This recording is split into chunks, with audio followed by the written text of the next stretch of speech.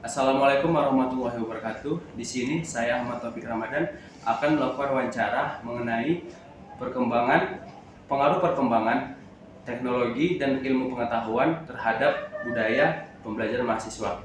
Pada sesi wawancara ini saya akan melakukan wawancara dengan ahlinya di sini, yaitu Bapak dosen kita, Pak Ikhwanul Muslim Karo Karo.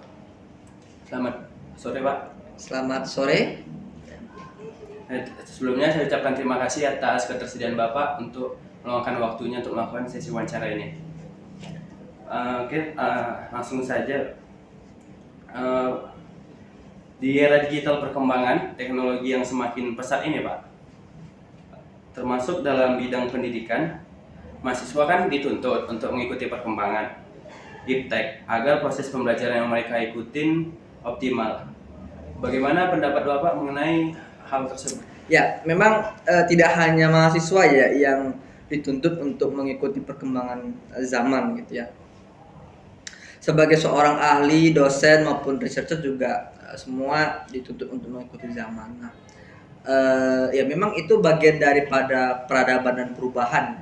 Karena kalau misalkan kita lihat dari sisi sejarah, bahkan dulu perkuliahan masih pakai mesin ketik. Sekarang semua harus menggunakan laptop terkait dengan skripsi.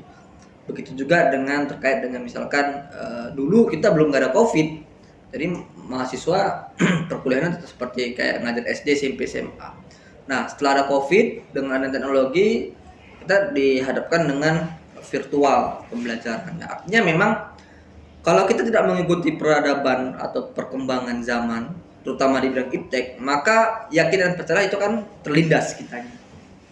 Kita akan terlindas, maka kita bisa jadi menjadi orang-orang yang keterbelakangan. Gitu. Mungkin itu. Nah, tadi kan Bapak juga bilang salah satu contohnya tadi adalah membuat skripsi itu sekarang dan apa-apa tuh belajar itu menggunakan laptop, Pak. Nah, tapi kan kita tahu nih, Pak, apalagi semenjak Covid nih, harga laptop tuh kan naik banget, Pak.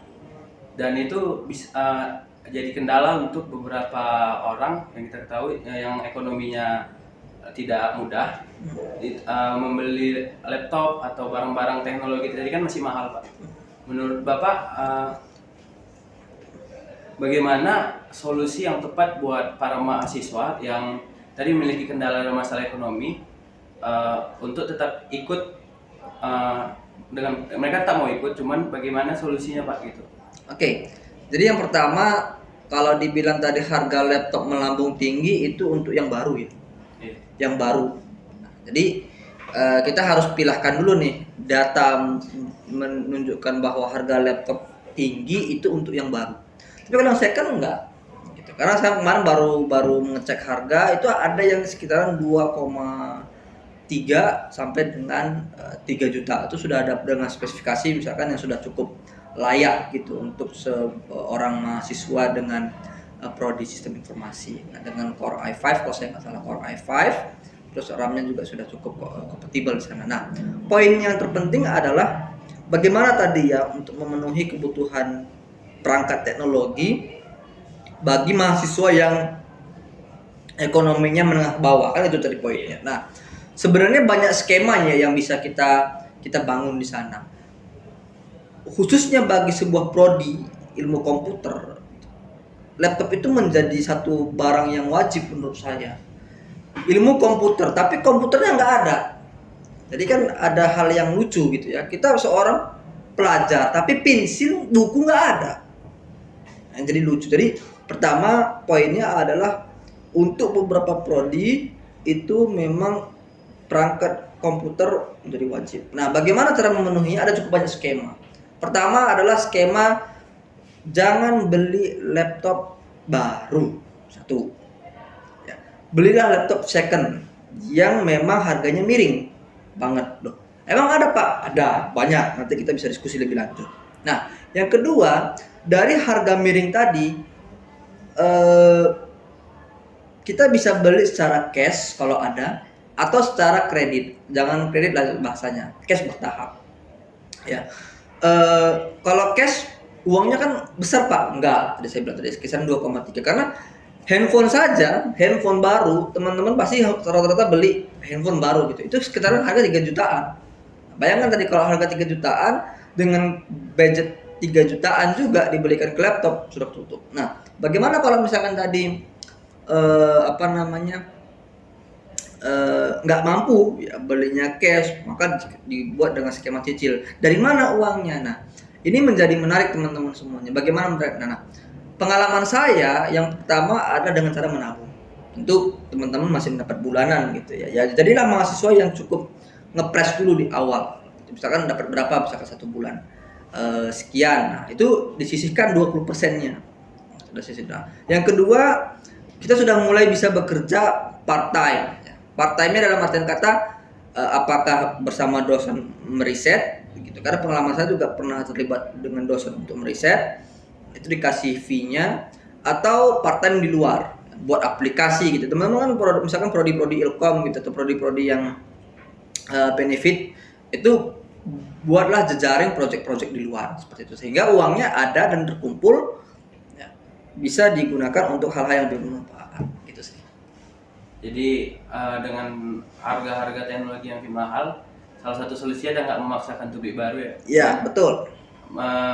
Dan banyak hal-hal lain yang saya lakukan gitu, kerja atau menabung.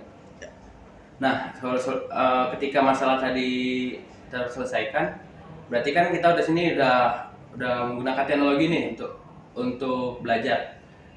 Bapak sebagai dosen, apa yang Bapak rasakan dan kendala apa gitu selama perpindahan dulu, misalnya dulu sebelum sebanyak ini mahasiswa pakai laptop dengan sekarang yang udah hari-hari tuh pakai laptop terus gitu. Tadi poinnya kendala ya? Iya. Oke. Kendalanya memang akan semakin banyak yang harus saya kontrol. Contoh misalkan gini. Kalau dulu mahasiswa mungkin belum familiar dengan laptop, termasuk dengan jenis gitu ya. Sehingga kalau misalkan saya ngasih tugas, kebanyakan dia per kelompok berdasarkan orang yang punya laptop. Contoh misalkan pemrograman, mungkin saya buatnya per kelompok. Atau kalau enggak misalkan kita ke lab. Jadi kalau di lab kan sudah tersetting. Nah, dengan era pandemi yang mahasiswanya makin banyak yang menggunakan perangkat, maka saya juga harus bisa ngecek nih. Ya, si dosen juga harus mengetahui ketika ada problem dalam sebuah program di running di laptop tersebut, error misalkan gitu ya, atau gagal, ini kenapa? Contoh misalkan, saya pernah mengalami kasus ketika mahasiswa saya itu saya minta untuk coding di library gitu ya, coding C. Nah, di laptop A jalan, di laptop B tidak jalan. Kenapa? Ternyata di laptop A dia sudah install idle-nya. Nah, sedangkan di laptop B idle-nya tidak terinstall dengan sempurna. Nah, begitu juga dengan kalau misalkan bayangkan ada 30 orang mahasiswa, 30 orang punya laptop, 30 orang punya idle yang berbeda-beda. Maka kendala yang pertama saya hadapi adalah bagaimana saya memastikan kembali bahwa idle yang diinstal misalkan gitu ya sama. Bagaimana bisa memastikan bahwa problem solving yang saya hadapi itu untuk 30 orang tadi. Ya, untuk 30 orang tadi. Kalau dulu kan misalkan hanya ada 3 laptop atau 10 laptop, kan cuma 10 yang saya cek. Kalau sekarang ada 30 laptop, 30 yang saya cek. Ketika lebih banyak gitu. Lebih banyak gitu. Ya. Itu sih tantangannya. Lalu Pak, dengan tadi kan kendala yang Bapak alami, Bapak selama ini melihat mahasiswa yang dari sebelumnya tadi mungkin belum terlalu wajib pakai laptop karena belum masanya ketika dulu, dengan sekarang yang udah pada pakai laptop dan gadget segala macam, apakah mereka mengalami perubahan budaya belajar atau semangat belajar? Of course ya, karena gini, pasti ada perubahannya. Cuman apakah dia perubahannya positif dan negatif, itu harus kita ada observe terlebih dahulu lagi gitu ya. Karena gini, ketika budaya online muncul, ini era pandemi ya, semua orang punya laptop. Tapi apakah semua skill mahasiswa itu meningkat? Belum tentu ya. Belum tentu, ya kan? Nah, berarti kalau gitu apakah laptop ini tadi linear terhadap perubahan positif? Belum tentu juga kan. Nah, jadi kembali lagi bahwa yang pertama adanya semacam awareness terhadap diri sendiri bahwa teknologi ini tadi ya, konsep pertama tadi merupakan tuntutan zaman untuk perubahan lebih baik. Yang kedua, teknologi ini mensupport saya untuk proses perkuliahan, pengerjaan tugas. Karena gini, saya pernah mengalami kasus gini. Gara-gara dia sudah punya laptop, di laptop dia itu cuma diinstal MP4 dan game. Jadi setiap malam dia nonton film, pagi dia main game. Dulu masih ingat banget tuh, dulu masih ada Counter Strike. Nah, dulu masih ada Counter Strike, kalau nggak PS dulu, PES. Nah, jadi laptopnya itu dipakai untuk hal yang demikian. Nah, jadi kalau dibilang dampaknya seperti apa, apakah ada terhadap habit, tentu ada yang pasti. Tapi saya mau tekankan dulu ke dampak negatifnya dulu, bahwa adanya laptop, adanya perangkat teknologi itu membuat kita lalai. Nah, dari sisi habit, dari sisi behavior, maka pekerjaan-pekerjaan yang dulunya offline atau yang dulunya kita susah, contoh misalkan membuat laporan lah. Dulu kita sering banget tuh kumpulkan ini kertas, kita tulis tangan, kita suruh ke tukang ketik. Tolong bang ketikin. Satu lembarnya 2.000. Nah, setelah adanya perangkat, ini kertas kita ketik sendiri. Ada habit di sana. Apa habitnya? Mengerjakan tugas sendiri. Habit yang kedua adalah dulu kalau misalkan kita pengen apa-apa harus print supaya kita bisa baca. Oh, permohonan izin melakukan riset gitu misalkan. Nah, sekarang dengan ada dari perangkat teknologi, apakah itu laptop, apakah itu tablet, cukup lihat PDF-nya, baca. Dulu kita diwajibkan untuk membeli buku. Dulu kita diwajibkan untuk membeli diktat. Sekarang itu semuanya tidak ada lagi. Semuanya file sudah tergantikan dalam bentuk soft file. Dan dimanapun ya teman-teman berada, bisa saja baca buku tanpa perlu membawa terlalu banyak dan berat. Jadi dari sisi behavior dari seorang pelajar juga berubah, gitu ya. Kalau bahasa singkat adalah paperless lah. Dari sisi positifnya, dari sisi negatifnya, maka akan kebanyak sekali godaan-godaan ya, dari sisi pembelajaran. Mungkin itu catatan saya. Nah, kalau tadi tadi Bapak udah nyebutkan dampak baiknya, sisi positifnya maupun sisi buruknya. Kalau dampak positifnya kan ya kita nggak perlu membahas lagi ya, karena kan itu udah jadi hal yang harusnya kita malah kok bisa lebih mengembangkan lagi. Nah, jadi masalah tentang dampak negatif tadi, yang salah satunya membuat kelalaian dan lain hal. Nah, menurut Bapak sebagai dosen dan juga yang menjadi mahasiswa, untuk mengatasi dampak negatif tadi seperti klien tadi untuk mahasiswa, apa mungkin saran Bapak terhadap mahasiswa? Oke, kalau ini base-nya saran ya, tapi saya sebelum masuk ke saran ada semacam satu buah sistem sederhana yang harus dibangun gitu. Apa misalkan? Pertama, setting si mahasiswa untuk memiliki beberapa software atau perangkat-perangkat lunak yang harus diinstal dalam laptop. Ambil contoh, saya mengajar mata kuliah sistem operasi, saya minta mahasiswa untuk menginstal VMware. Itu besar memori yang diperlukan. Nah, atas besarnya memori tersebut, maka kalau dia mau install PES, laptop dia nggak sanggup. Oh Pak, kalau orangnya punya duit kan bisa aja Pak dia beli Asus ROG. Itu terserah dia. Tapi minimal dari sisi sistem yang dibangun oleh seorang dosen, dia sudah meminimalisir bahwa si mahasiswa menginstal hal-hal yang kurang bermanfaat bagi perkuliahan. Itu yang pertama dulu. Nah, yang kedua sistem yang bisa dibangun adalah biasakan si mahasiswa atau si mahasiswa saya bilang atau pelajar ini tadi mendapat ya semacam tugas-tugas yang sifatnya adalah agak sedikit dadakan. Jangan dia terstruktur. Kalau dia terstruktur, maka si mahasiswa ini kadang-kadang bisa masih minggu depan. Akhirnya nge-game. Lalai kan? Ketika minggu depan dia sudah minggu depan gitu ya. Dan itu 1 hari lagi baru dikerjakan. Artinya apa? Kualitas dengan jangka waktu seminggu itu sama dengan kualitas tugas yang dikerjakan 1 hari. Nah, kalau begitu sekarang saya balik, kasih saja mereka tugas 2 hari, ya kan? Maka mereka akan mengerjakan tugas tersebut dengan kualitas 2 hari, gitu. Jadi lakukanlah semacam shock taskment. Ya, jadi mereka shock task, artinya tugas dadakan harus dikumpulkan 3 hari lagi, dan buat itu cut off date. Kalau terlambat tidak boleh mengumpulkan lagi. Nah, jadi itu bagian daripada shock task tadi. Nah, saran saya untuk mahasiswa adalah senantiasa untuk cek kembali apa yang menjadi tujuan saya kuliah. Cari teman, cari pacar. Kalau cari teman, sudah dapat belum temannya? Kalau cari pacar, sudah dapat belum pacarnya?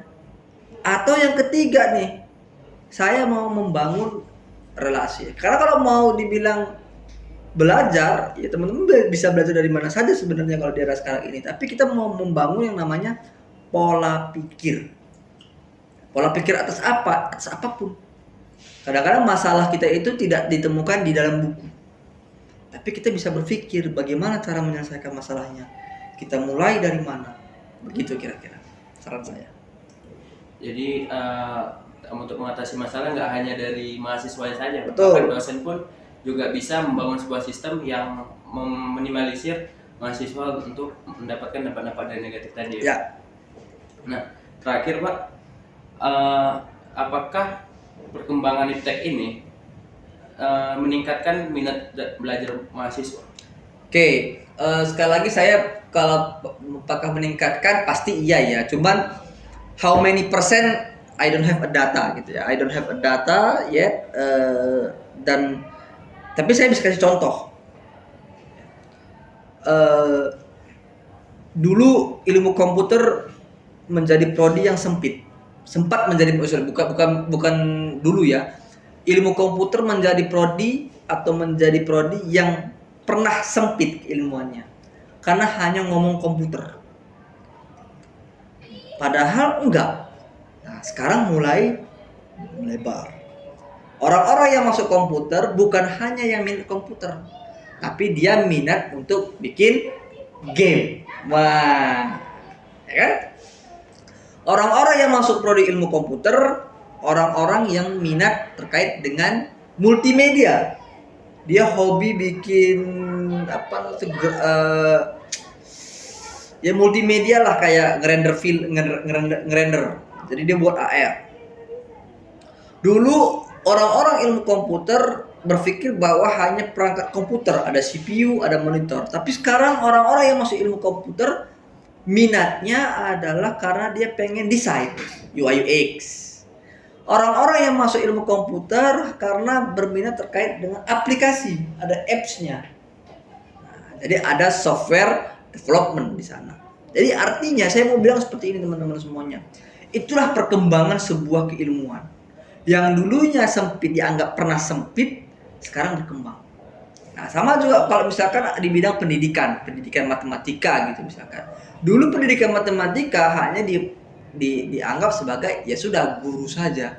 Sekarang pendidikan matematika itu juga menjadi suatu bidang ya yang bisa masuk mana aja, gitu ya. Ada nggak orang pendidikan yang jadi pegawai bank? Ada. Gitu. Ada nggak orang pendidikan sekarang yang jadi perantau komputer? Ada juga. Jadi perkembangan iptek of course ya meningkatkan minat dari seorang mahasiswa.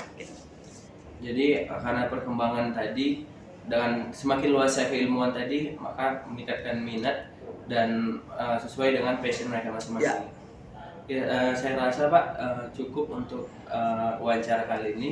Mohon maaf misalnya ada kesalahan dari saya. Saya ucapkan terima kasih. Sama-sama ya, terima kasih juga sudah memberikan kesempatan ya untuk sharing pada sore hari ini. Begitu wawancara kami mengenai pengaruh perkembangan ilmu pengetahuan dan teknologi terhadap budaya belajar mahasiswa. Terima kasih.